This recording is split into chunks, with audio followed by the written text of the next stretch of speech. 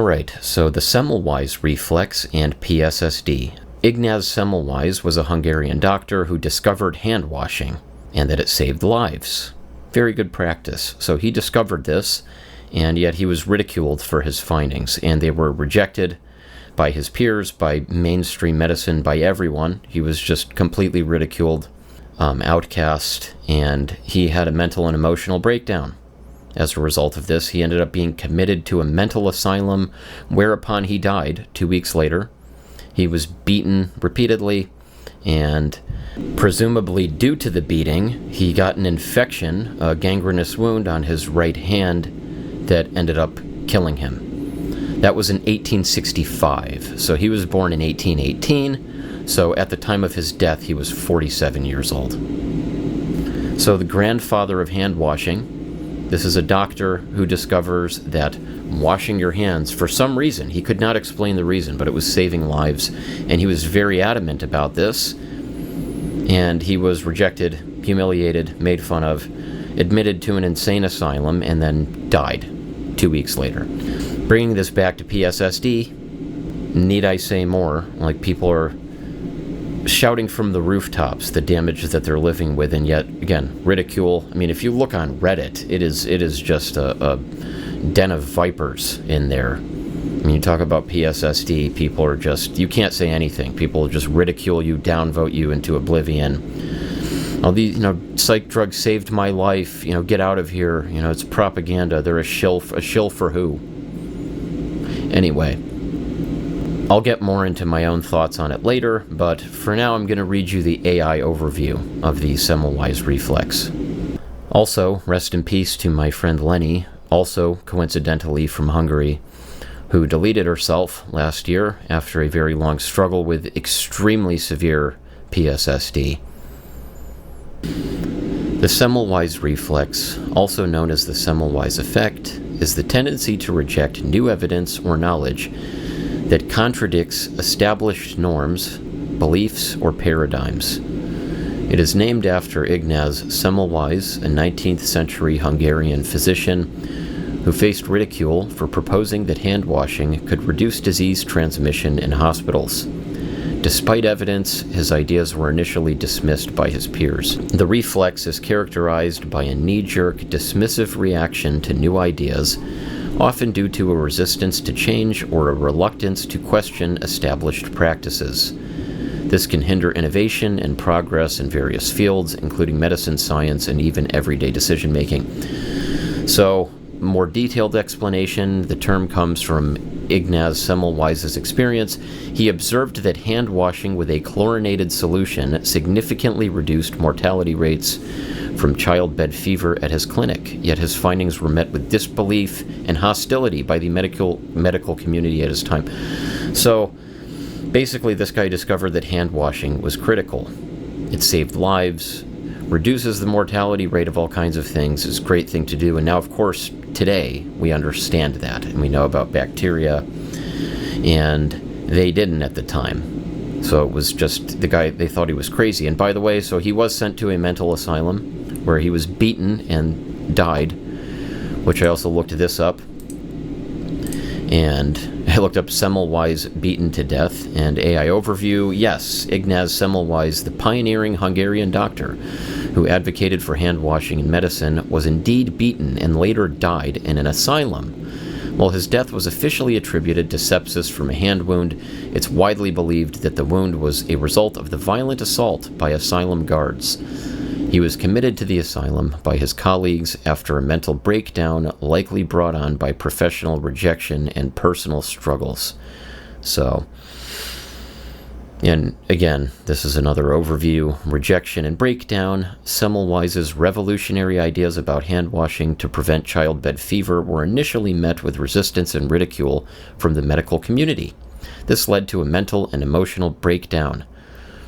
So in 1865, at the age of 47, Semmelweis was committed to an asylum by his wife and colleagues, subjected to beatings by the guards. So apparently it was just 2 weeks after being committed. And then we have here delayed recognition. His groundbreaking work on hand washing was eventually recognized and adopted by the medical community after his death, particularly after the development of the germ theory of disease.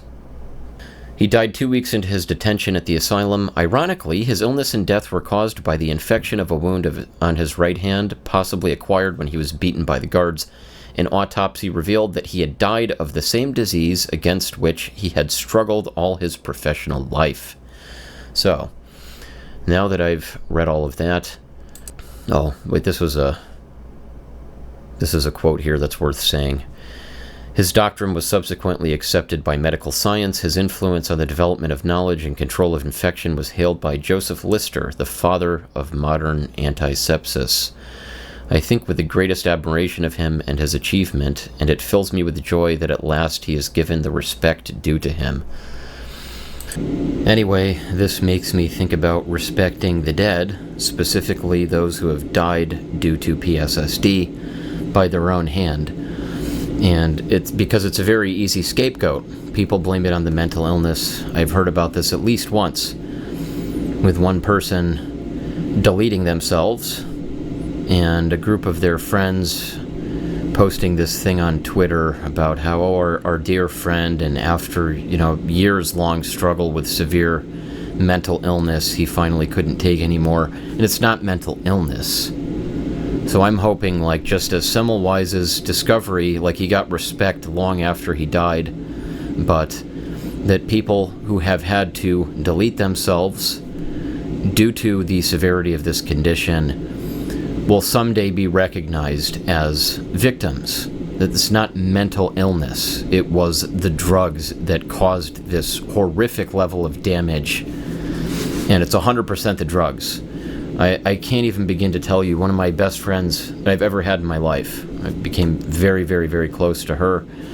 She told me on multiple occasions, if someone told her she could get her emotions back, her life back, really even just her emotions, that she would take a hacksaw and cut her own legs off. Would not even think about it. Wouldn't even hesitate. Would just immediately... And I won't go into any personal details about her life out of respect for her privacy, but her life was an absolute nightmare beyond just about anything I've ever heard from anybody I've known. Her whole life prior to getting PSSD. Now, she did have a brief respite. Again, I won't get into details, but her life had finally started to improve. For a short number of years, things were going okay, finally, after this absolute nightmare of a life. I mean, literally an absolute nightmare of a life. So she knows mental illness, she knows depression, she knows all of these things very, very, very intimately. And to paraphrase her, just none of that compares at all to PSSD. She said she would go through all of the worst stuff she ever went through.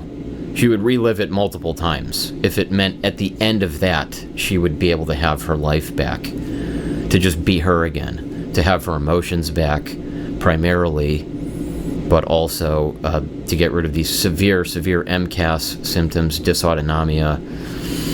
And I can only relate through Lyme disease. I had COVID twice and I got Lyme disease.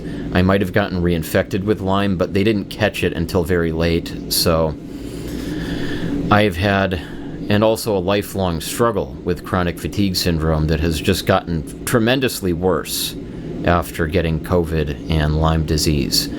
So I'm not comparing. I don't compare oh, this is worse, that's better. I don't think like that. It's just I can understand when some of these severe cases of PSSD, people have told me they can't function at all.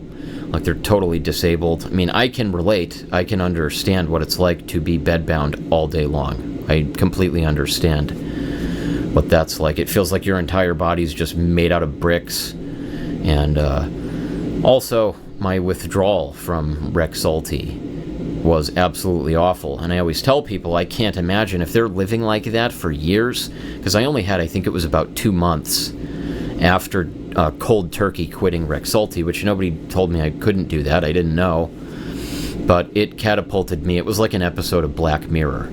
Absolutely could not feel anything. I had no emotions except, unless you count doom and dread and this like prescient feeling of doom. Like just something horrible was about to happen, but it was just a constant feeling of that.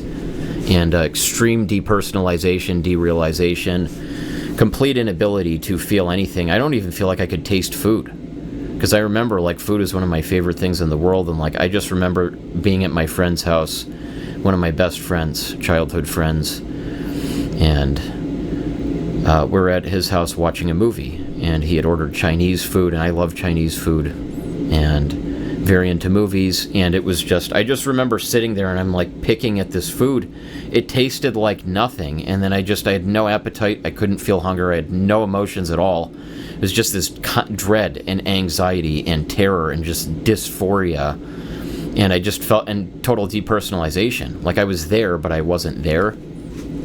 And anyway, so that's the way I can relate. And I can only imagine being stuck like that for years. Because for me, after about 2 months, I remember distinctly I woke up one day and felt like myself again. It was like that.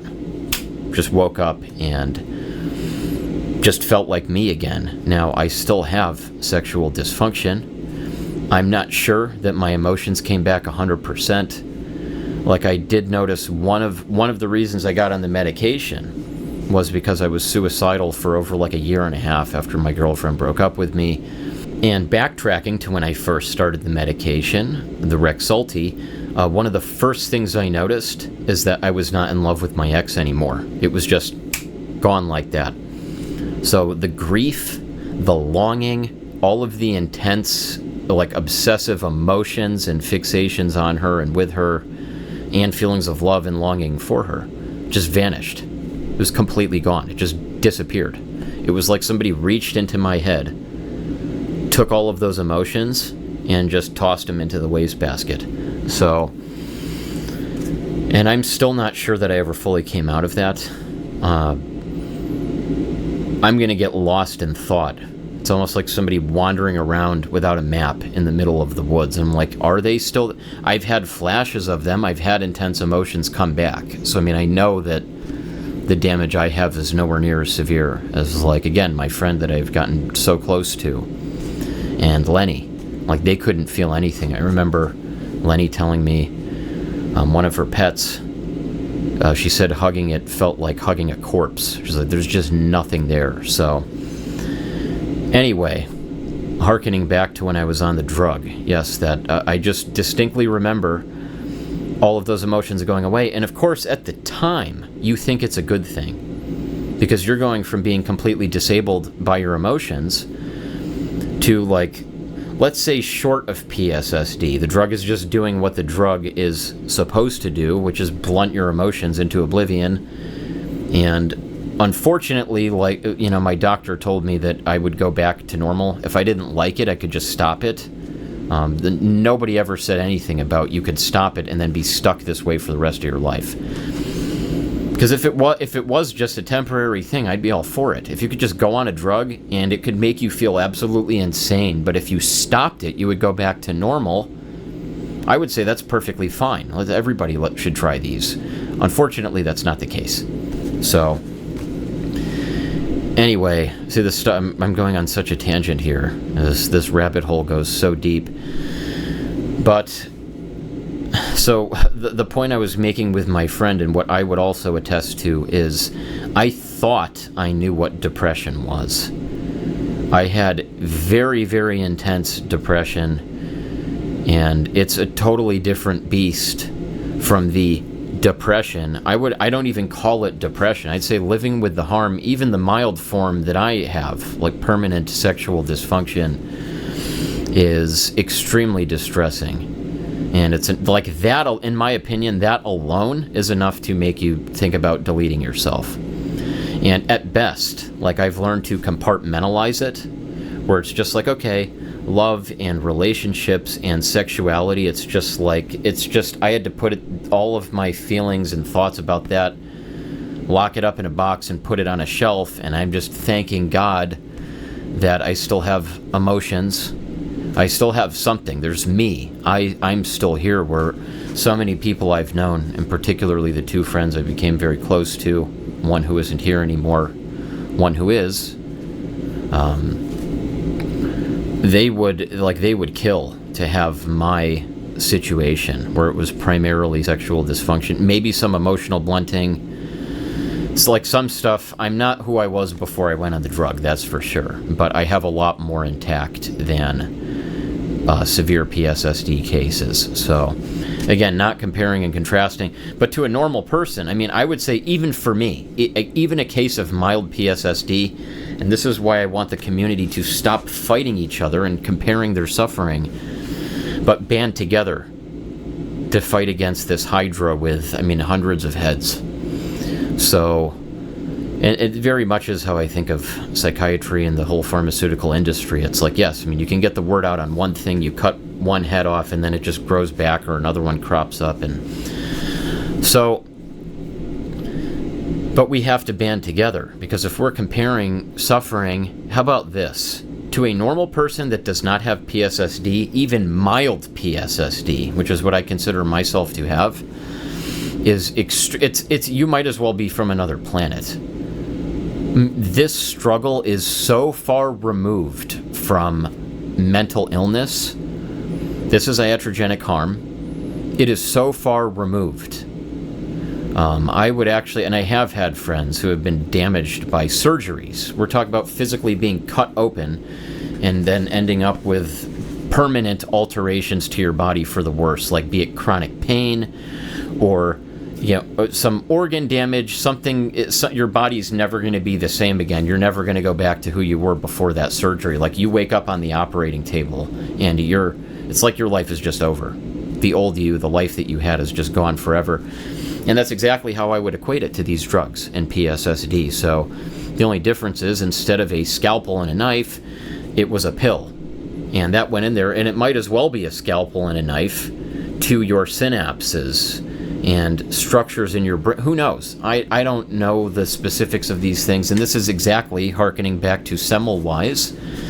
He didn't know the specifics of why hand washing worked. He goes, well, hey, you wash your hands, and these patients just stop dying. I don't know why. He couldn't explain it. So similarly, as PSSD patients, victims, we can't explain why. We know that we're having these symptoms. We know that this is not normal. This is not mental illness. The sexual dysfunction that I've had for 6 years now, I know for a fact, and this started, I would estimate, about a week into taking Rexulti. That is not mental illness. It has nothing to do psychosomatic anything. This is a one-to-one, just like a surgery. Like you went in and they screwed something up. Let's say it was a hernia surgery and they put the mesh in the wrong place, or something got screwed up, and you wake up on that operating table and your life is just over. It's constant chronic pain, you're getting infections.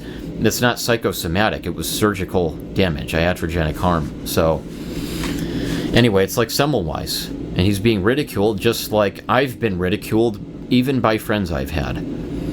Or they're, oh, come on, that can't possibly be. It's not that. Well, it is that. It is damage. It is PSSD. But people don't believe it, again, due to the Semmelweis reflex. It's just this knee-jerk, reflexive rejection of ideas, even with mountains of evidence, but ideas that run contrary to the mainstream narrative of the time, which today would be that psychiatric drugs save lives, they're helpful, they're critical for people with mental illness, because mental illness is a chemical imbalance in the brain, which, by the way, how would you even know? I won't even get into this. If you check out the book Dirty Genes by Ben Lynch, and I've actually been thinking of doing a DNA test, and we get into a whole nother. I have been diagnosed. I have the MTHFR mutations A1298C and C677T. MTHFR stands for methylene tetrahydrofolate reductase, and having mutations in that gene dramatically affects your ability to methylate. And methylation is basically, I've heard it described as taking crude oil and refining it into gasoline so the car can use it, the car being your body. So think of methylation as you're taking in all these nutrients, all the food you eat that has all the like fats, proteins, carbohydrates, minerals, and vitamins, and your body, that's the crude oil. So methylation is the process by which that crude oil, all the building blocks your body needs to survive and to function properly, methylation is what takes that crude oil and refines it into gasoline so your car, your body, can use that fuel properly.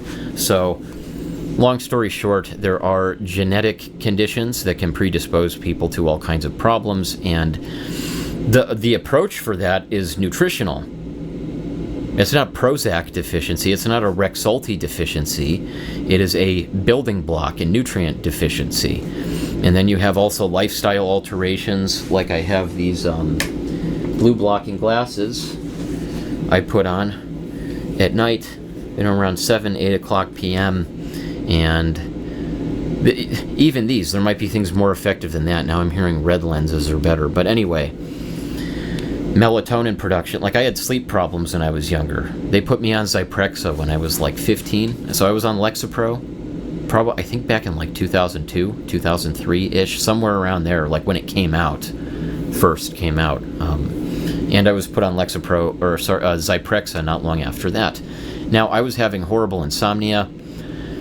Now, if anybody had known, I had MTHFR mutations, compound heterozygous, and it's like if they got me on methylfolate, methylcobalamin, like a B complex, and say, hey, every night at like 7 o'clock, you get some blue blocking glasses because your melatonin production from all these TV screens, computer screens is getting disrupted. So you put these on. Anyway, I could go on and on and on. And by the way, I have taken methylfolate. It's shocking to me that I found out about all this stuff and still ended up on Rexulti when I was 29 years old, and it ruined my life. I will never understand. Well, actually, I do understand. This is going to be another video about fawning and how I believe a lot of people with diagnosed mental illnesses can tend to be fawners. It's a fawning trauma response. And in an attempt to appease their caretakers, like it could be in a mental hospital, like the doctors, the staff, you're very conflict avoidant, you want to comply. And so that's how I believe I ended up taking Rexulti, even though I knew about all this stuff. I knew about genetic mutations, at least MTHFR. I had tremendous success with Deplin, which I was prescribed, ironically, by the same psychiatrist that prescribed the Rexulti later. But I had tremendous success. I actually, and again, not to throw shade, but like with the psychiatrist I've had, so that prescribed me the Rexulti, and it's like he's the one that got me tested for MTHFR and got me on Deplin. So I will have to do another video talking about this. For me personally, everybody else is entitled to their emotions and rage and resentment and all this other stuff. My rage is reserved for, it's like almost like an abstraction of these medications. I mean, you could say the pharmaceutical industry, but it's like there's so many people involved, and I think a lot of people really believe they are doing something to help people. Like with my psychiatrist, I don't believe he either, and again, there could be ignorance, there could be whatever, but I'm not here, I'm not here to throw shade at people. So I personally do not hold on to resentment and anger. In regards to that, that's just who I am. But it is an interesting case study. And like, how could a professional that is aware of all of these genetic things and the power of nutrition and diet and lifestyle, like, so readily jump to a potent psychiatric drug, for example, without trying a bunch of other interventions first? So, and again, similarly for me, why would I consent to taking something when I knew about nutrition and lifestyle and diet? Like, I had sworn off medications years before I took Rexulti. So I had tried other things. In my mind, it was like, oh, I'm not going to take an antipsychotic. I don't know what it was. Like, another psychiatrist I had prescribed me Seroquel after I said I was never going to take an antipsychotic. I said, if you have another medication, I'll try that. But I'm not doing antipsychotics. And then he prescribed Seroquel, and I looked it up, and I basically fired him after I found out it was an antipsychotic. I was really pissed. He actually said he felt really bad about it, and I never talked to him again. But, I mean, of course, now, after my experience with Rexulti. I'm like, I'm not taking anything. And I got a lot of pushback for the, let's just say there was a thing in 2020 where people were getting a pokey, stabby thing for, and I refused it. Strictly out of, I had no thought either way. I'm like, hey, anybody wants to do what they want to do, you're free to do that. I'm not going to judge you. I'm not going to think anything, but just I don't want it. Because I've been harmed by things that everybody told me was safe. So, again, fool me once. Now I'm pulling a George W. here. That one is funny. Fool me once. Shame on you. Fool me twice. You can't get fooled again. It's like, yeah, so that's a little good bit of comedy to end this with. But for real, though, yeah, fool me once, shame on you. Fool me twice, shame on me. So that just slipped my mind for a second here. So again, even for me having a sense of humor, being able to laugh, like I appreciate what I still have left. But compared to a normal person, even a mild case of PSSD, it's like I might as well be living in an episode of Black Mirror. I just don't want to do a disservice to friends I've had, like friends I love and care about very deeply, that are struggling way more than I am. I mean, there's some overlap for me, I think there's long COVID and chronic Lyme disease. And so I do have very severe struggles that I don't believe are PSSD related. Like I remember, for example, I was working out pretty regularly in the beginning, like a year in to this Rexulti damage.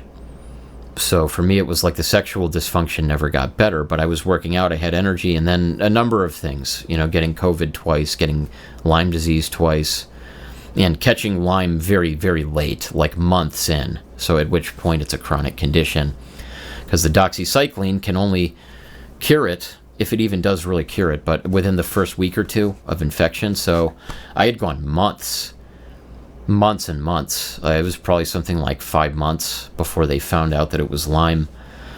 And I had the Western blot. I was reactive for 5 out of the 8 bands. Like, this was like uber Lyme. My knee was swollen up like a grapefruit. I couldn't even bend it at all. I needed to use a crutch to walk around.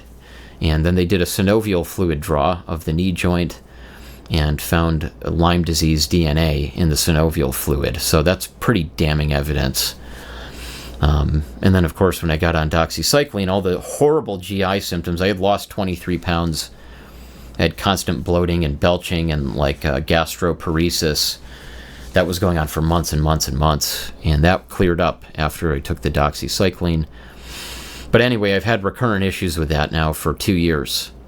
And I think my extremely severely worsening chronic fatigue syndrome, like, for example, like I got up maybe, I don't know, an hour and a half ago, something like that, and then I was like, I want to record a video. And it is 9 o'clock in the morning now. And once I'm done recording this video, this is also why I'm not going to go back and edit all this stuff. I edited a very tiny amount. It takes too much effort, but my day is pretty much going to be shot after this. Like, you ever hear spoon theory with chronic illness? It's like, well, this is my spoon for the day. I might have 1 or 2 spoons. And it varies day to day. So, anyway, I'm rambling as I usually do, but hopefully some of this makes sense. And hopefully, again, I don't know. Could be the Lyme, could be the long COVID, it could be the PSSD. I don't know. I've got so many things wrong with me. But editing things down and making myself super concise is pretty much impossible. I can't do it. So I'm like the opposite end of the spectrum. Ironically, I've had many friends in the PSSD community that can't handle me at all because I just talk too much.